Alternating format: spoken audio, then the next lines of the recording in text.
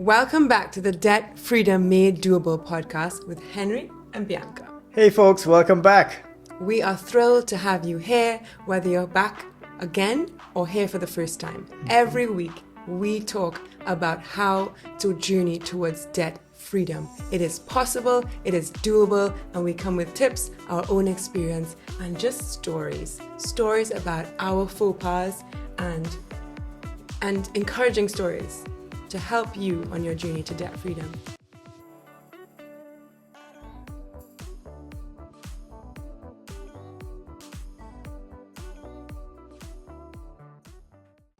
When we talk about credit cards, and we talk about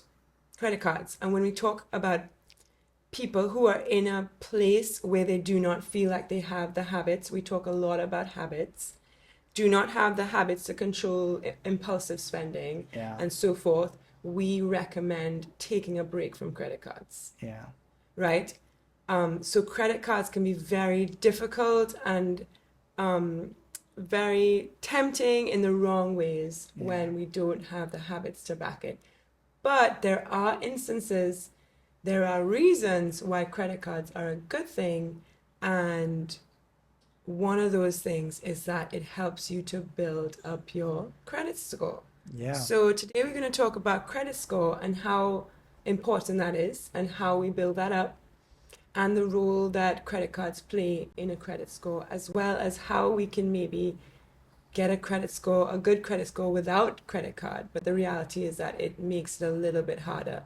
So on our road to debt freedom, we do have to recognize that once we get to that place with really great habits, we are looking at getting a credit card again and being in a place where we are confident to use it without feeling like it's a danger. So I guess credit scores, huh? What do you remember from 10 years ago? I think that maybe those who watch us, every episode, they'd be like, not again. Here's what I remember. Here's what I remember.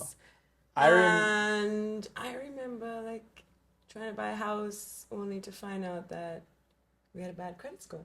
And No, it wasn't that. No, I don't think it. No. I think we're like making many leaps.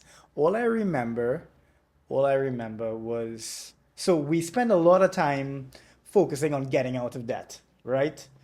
Now that we had that burden sort of off of our shoulders, now our attention was turned to something else, because I think at that point in time, I had finally, I don't know, maybe I saw an ad somewhere, and I started paying for like an Equifax subscription. We'll talk a little bit more about that in a bit, but to start understanding what is this whole thing about I think credit that scores. came after the faux pas. That's what I remember. I think that,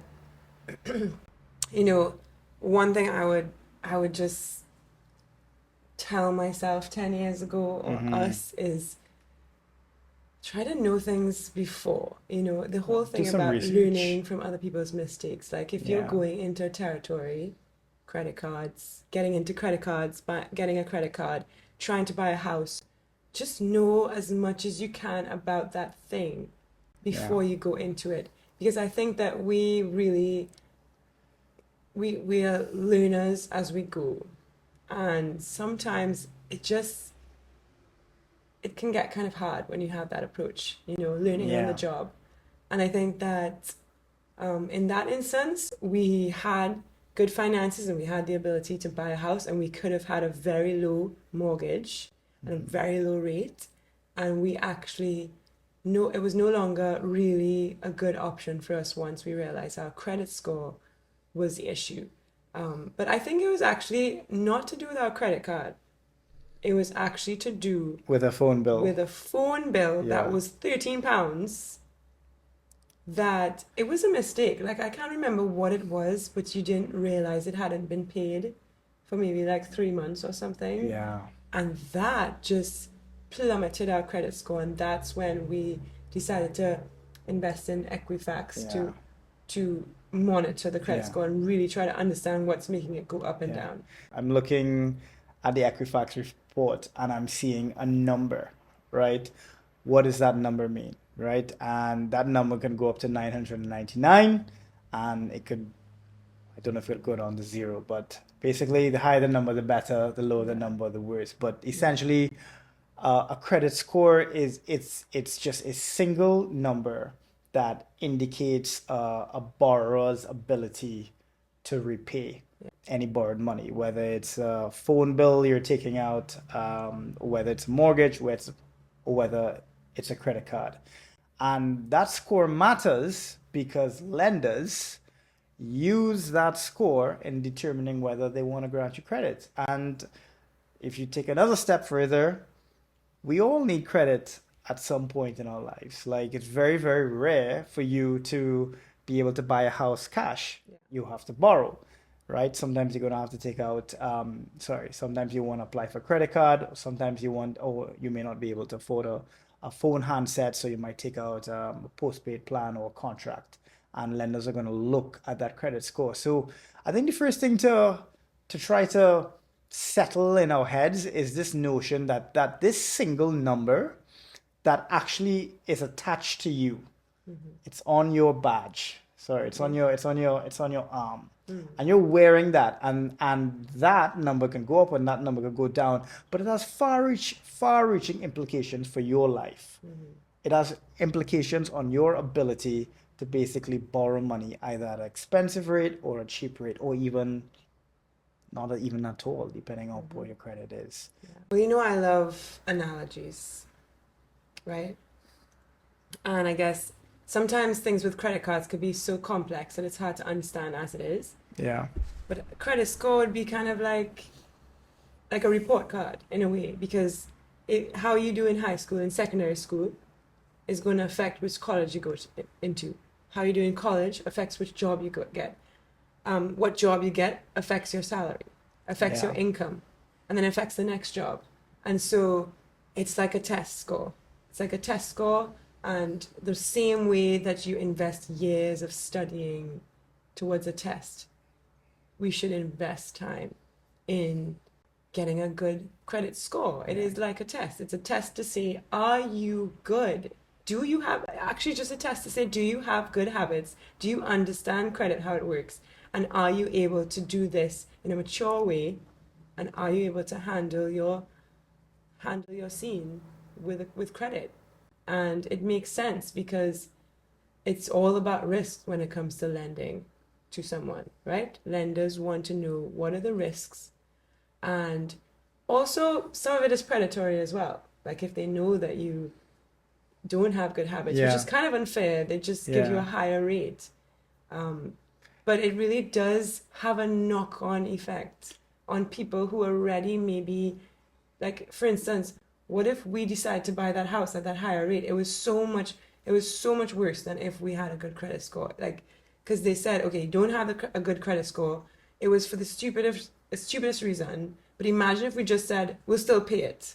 Yeah. It would have been a terrible decision. I'm so glad that we didn't go ahead with that. And we just decided, you know what, let's push this aside and let's go and get a better credit score. Yeah. And take our time to understand this, and so that we are not paying $100, hundreds of pounds extra every month just because we made a few mistakes. Yeah. I think you're absolutely right. Credit score is a report, but that report stays on file for a long time, and lenders see that, and lenders have access to that. And so it's not so that's why the earlier you start and you build great habits, the better, because you want to start building up that evidence that stays on file. Remember, within 1 year, we were able to turn around our credit score. So it is a test, and it does track your long-term habits, but you can change that.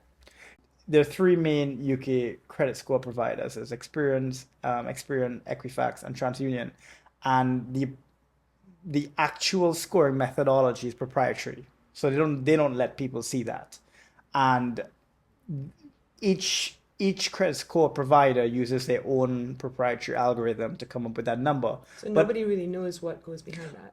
Nobody knows the exact formula, but we know the factors that influence the formula. And I think what is hands down So we'll talk about some of the factors, and I'm happy to share some of that with you. But the most important factor is your payment history. Is your payment history. And this is where our EE bill came into account, right? Is taken into account. And the So fact that unfortunate. it is, yeah. And, But at the same time, because we always like to bring encouragement to this podcast, is that things happen for a reason. And I felt like every mistake we've made was every mistake that is made in life can either be one of two things: an opportunity to just say, oh my gosh, I'm so stupid, this is horrible, life is crap, or you can say this is an opportunity to learn. It's a that's learning absolutely right. opportunity. And Yeah, and that's another habit to build yeah, when if we want healthy finances. Okay, I did this wrong, I made a bad decision, and I'm going to learn from this and I'm going to be better next time. And next time I try to buy a house, I'm going to make sure I have all my ducks in a row. I make sure I have, next time I try to get a car loan or whatever loan we're getting, yeah, credit card, I'm going to make sure I have what I need yeah. to put myself in the best position. I actually love what you're saying there because honestly, you can't change the past, and so I don't think we have the same habits we had about a decade ago, but you hit the nail on the head. Like you are going to make mistakes. You are way every like some of our audience, our viewers may be in precarious situations with respect to credit card debt or other types of debt, but it's exactly like you said, like how do you take that and what can you do with that? How could you start changing your behaviors Yeah. using atomic habits? Yeah. And I mean, Henry and I love sports. I mentioned in the first video that I played football in university and for my country. We were born in Trinidad and in the UK as well. And I played for the Um, national team as well. Not in his dreams. in my I'm kidding. dreams. He could have, he just In my didn't go down dreams. that path. I couldn't Um, play, no. but we love sport and I love what Kobe Bryant says, right? So at 13 years old, right? Just stick with me as I share this story because sports is an amazing way to create an analogy, right? But when he was 13 years old, he was shooting, he was playing a game and he made 0 points. And after the game, he was really frustrated and his dad said, whether you make 60 or 0 points, I'll still love you, right? And from that point, he said, okay, my dad loves me, but I need to make 60 points, right? Yeah, For 2 years, he worked and he worked and he worked and he worked and he just make the shot over yeah, and over and yeah, over again till within a 2 year time frame, yeah, he became the best. He yeah. went from no missing all the shots to the best. And I think when it comes to the credit score, we can also see it that way. When it comes to our payment history, when it comes to the way that we deal with money, right? Everything done well requires a level of perseverance and grit.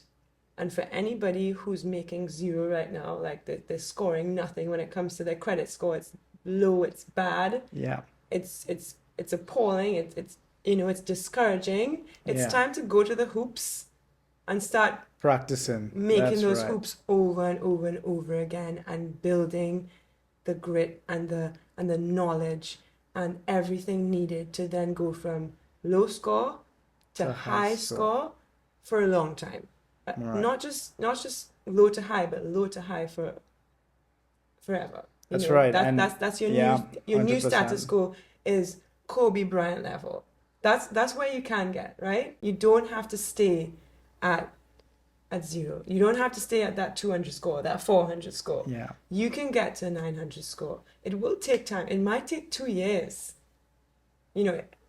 One thing I've learned as I also coach and I mentor young athletes, and I really believe in the 2 year time frame. That if you work really hard at something for 2 years, really hard, yeah, there's going to be a transformation in those 2 years, by the end of those 2 years. There's yeah, a 2 year time frame. So when it comes to credit score as well, I think it took us like a year to kind of see that yeah, credit score really change. yeah. And from then on, you just maintain that. But That's right. And um, some of our viewers may want to know, like, okay, thanks for the Kobe Bryant analogy, Yeah. but how do I actually shoot these hoops? Yeah, So let's going tell back to, so going back to like the payment history, right? Yeah.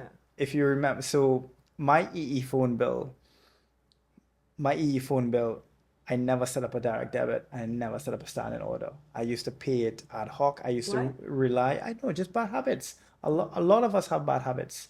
So I think one of the most important thing, the easiest way to start building a good financial habit, especially with respect to your payment history and building a credit score, set up a standing order, set up a direct debit. End of.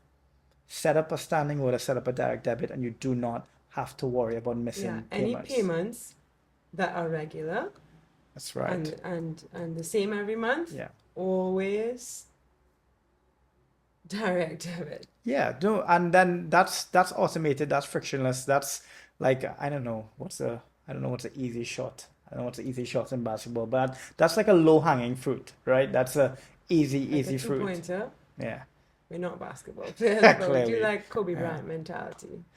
Um, but there's some other things as well. So payment history is typically regarded as like the largest component of your credit score, but there are a number of other factors. For example, credit utilization goes back to some of our previous episodes around our use of credit cards. But when your credit utilization, lenders like to see your credit utilization at less than 30%. Less than. Yeah, because when it starts creeping up, what you're telling lenders is that A, you're relying quite a lot on credit. You're revolving So really even high if you're paying balances. it off, because I know people who would use a lot of credit and then pay off the whole thing, even if you're paying it off, like it doesn't weigh up, you think? No, because I think even if once you're paying it off, that's going to reflect in your wider report card. So Mm-hmm. that's obviously going to positively impact your credit score. But for those individuals that are heavily relying on credit and carrying a high utilization, i.e., you're almost topped out How at your much you credit use your limit. credit Yeah, card? How much that you use your credit limit? So your credit limit could be like 3,000, and what percentage of that is utilized every month? Are you spending 1,000 a month, right? Are you spending 2,000 a month, 1,000 a month? All of these math sums that yeah, I try to do on this podcast right away. Let's go 33%, 23%. One third of 100 is 10. 33 and a third. 33 and a third. I got it. Okay, it was close. 33 and a third percent. So if your credit score is 3,000 and you're using 1,000 of it, you spent on your credit card 1,000 You want pounds to that keep it month, at around then about it's a thousand, 33%. a little bit So less that's than what a that, credit utilization essentially. is. Because Yeah. when it comes to credit cards, it's like jargon, because they love keeping us like, that's a long word. Why does it have to? How much of your credit, was it credit balance, Your credit credit limit. limit, Yeah. are Have you you spent? have you spent and are you using? Yeah. And So as you he said, generally, you want yeah. to keep it low. So you generally not low. It doesn't have to be low because I Hmm. want to say 30% is a low number. But it's all about. Remember, the credit score is all about the perception, the lender's perception of you. They're looking at you, looking at your eyes, your nose, your hair. Are you? Sorry, I'm just. This is Trying my. my analogies. Yeah, I'm the I'm analogy trying. girl. Yeah, yeah. This is like a really poor analogy, but it's all about the perception, Yeah. right? And so you want to keep that to a healthy 30% or less. Okay, you start. Um, It's perception, but the one thing about a mhm. credit score is it's hard to hide bad habits with a credit score. Yeah, You can hide flaws with makeup, to use your analogy, yeah. which it's really hard to hide bad spending habits in a credit score. Yeah, it's all visible. It's all there to Yeah, see. it's tracked. It's all there to Yeah. see because all these factors are going to. That's the funny thing about it. The factors such as your payment history, your credit utilization, whether you have had hard searches on your report, all that is a reflection of your habits. Why did I not know that?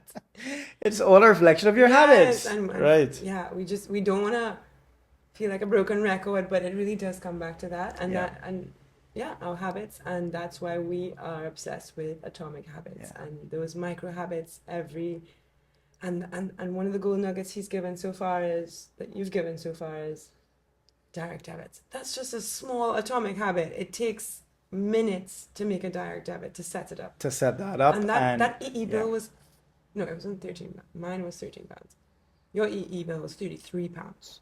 33 pounds. So we missed about 90 pounds of payments Yeah, I think by you. mistake. Yeah, yeah. And that affected your credit score by hundreds of points or something like that. And that's crazy Yeah. because it only took a small habit, just remembering, okay, every time I sign up for something, And I'm going to make a direct debit. it's I'm going important. to just Yeah. automate. Yeah. Automate. As much as you can, because I think we want our viewers to know that even if you miss one payment, that can materially impact your credit score, right? You definitely don't want to be you don't want to be missing 3+ payments, because then you're going to be moving closer to Yeah. default territory. But a couple other things we did dropped our score, and I bet you won't guess the last one.